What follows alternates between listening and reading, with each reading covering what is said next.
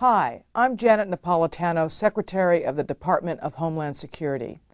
Homeland Security begins with hometown security.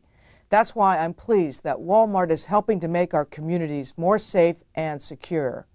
If you see something suspicious in the parking lot or in the store, say something immediately. Report suspicious activity to your local police or sheriff. If you need help, ask a Walmart manager for assistance. Thank you for doing your part to help keep our hometowns safe. If you see something suspicious, say something to local authorities. Maybe you're commuting to work, going to school, or out running errands. We all play a role in keeping our community safe. Report suspicious activity.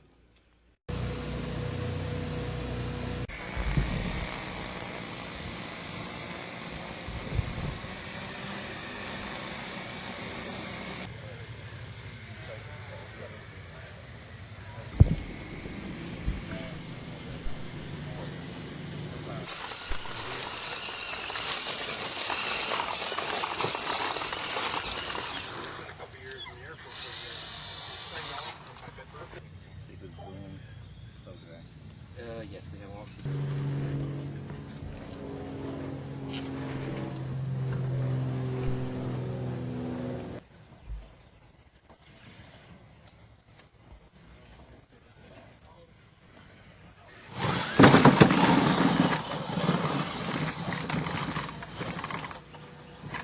can't see Bob like in this one.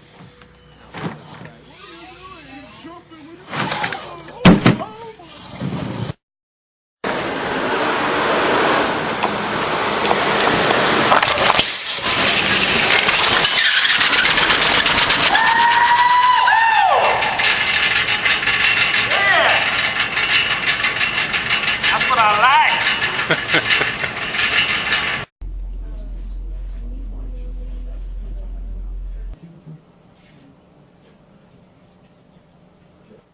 Five, 4, 3, 2, 1.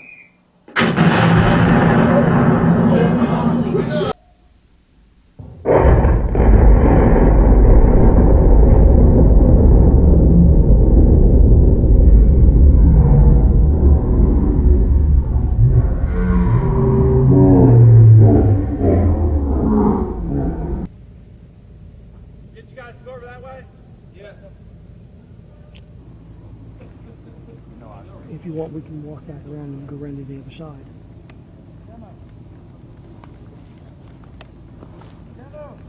Yeah.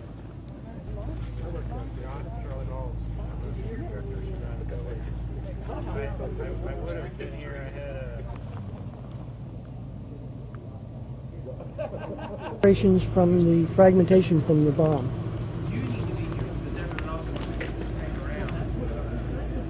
And the fragments were 1/4 inch diameter ball bearings. As you can see, there's not much left of the vehicle post-test, yet we are lucky in finding some of the devices fairly quickly, and we're looking forward to finding out whether the data survived the blast or not.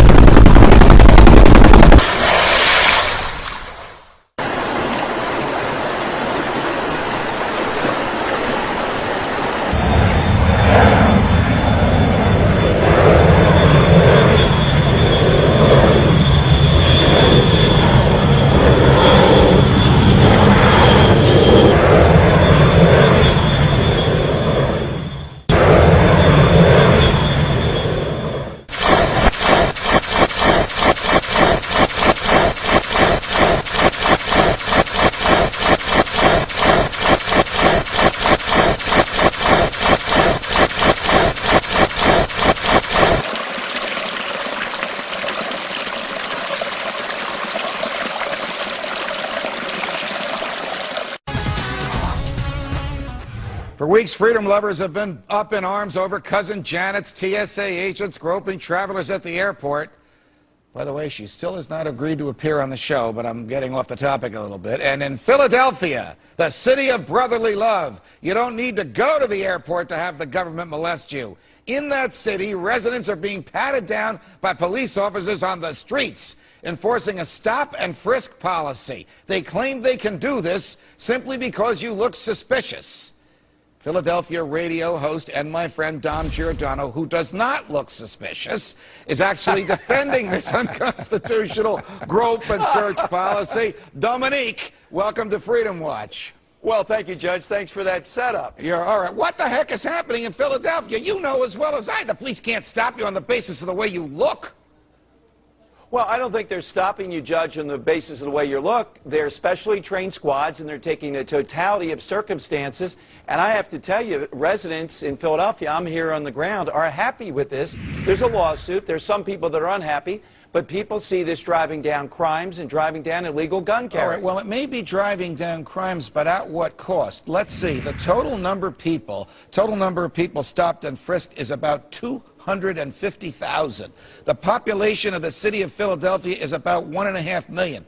1 in 6 residents of the city of Philadelphia are stopped. What standards do the police use when they stop you? Well, as I understand it, Judge, we've had them on frequently. There's a specially trained squad. They're taking a look at a totality of circumstances. It could be something as simple as people holding their hands in their coat on a street corner, a gang gathered on a street corner. It could be people... Wait a minute. People standing on a street corner with their hands in their coat pockets. Yes. What is that? What is that suspicious of? Wait a minute, Judge. It's suspicious. If you have a guy standing in a certain way, police officers will tell you that that might be somebody, he's standing that way because he's holding a weapon. Well, wait a minute. The police have stopped 250,000 people. They've frisked 250,000 people. They've prosecuted 20,000. That's 8%. So 92% of the people they stopped were not committing any crime. Let me suggest that they're not doing their job and they don't know what the heck they're doing, that they're stopping people for reasons other than criminal activity. Wait a minute. First of all, Judge, they haven't stopped 250,000 separate people. People are being stopped multiple times. I don't know if that plays into your argument, because I don't really know anybody that's been stopped. The people that have been stopped or routinely stopped are the same kind of folks. And second of all, the 8% is not that low, I'm told by experts, when you look at crime statistics. And where you are, Judge, in New York, police do this all the time, and I think the 8% is within the realm of what is acceptable. But the Constitution requires articulable suspicion, meaning the police officer must have some observation, some evidence, some conclusion of a specific crime, not this guy looks suspicious, this guy's in a bad neighborhood. We'll turn into North Korea or East Germany if the people can stop you on a whim. You know that. Oh, absolutely, Judge, but I don't think police are stopping people on a whim. The people that are in charge, the police commissioner and the mayor, they're not the type of people that are wholesale going off it. But I would ask you, what about your constitutional right not to have your kid shot? That's what people in the community are saying, that by and large have elected this mayor, support him in this, like the police commissioner. You know, the mayor may be a nice guy, and the police commissioner and his officers may be well motivated. But there's something in this paradigm called the Constitution. And the Fourth Amendment says to the Constitution, guarantees us the right not to be stopped without evidence of crime. And the fact that only 8% of these people are being prosecuted is a pretty good indication that this is a wholesale stop and search unrelated to criminal activity. And why are 72% of those stopped black? Well, Judge, the experts would say that are doing this, that it's happening in high-crime neighborhoods, which unfortunately happen to be African-American. Here's the question they're posing in Philadelphia, though. Would you accept being stopped and searched maybe a couple of times a year versus having your kid shot? I know that doesn't fly here with loftier constitutional principles, maybe, but that's the reality in Philadelphia. That's what people are saying. And they're coming down on the side of saying this is not excessive. The most famous Philadelphian of all said those who would Not give Ben up Franklin. essential liberty in order to obtain a little temporary safety deserve neither liberty nor safety. But you're always safe and free on this show, Dominic. Thanks for joining us. Well, thank you. And I might add, Judge, that Ben Franklin didn't have to walk down 5th and Indiana in the middle of North Philly at midnight. You're such a sweetheart. I'll give you the last word. Thank you, New Judge. Federal Reserve details show Wall Street repeatedly tapped the Fed for money. But how many times? Trust. Do you trust the government?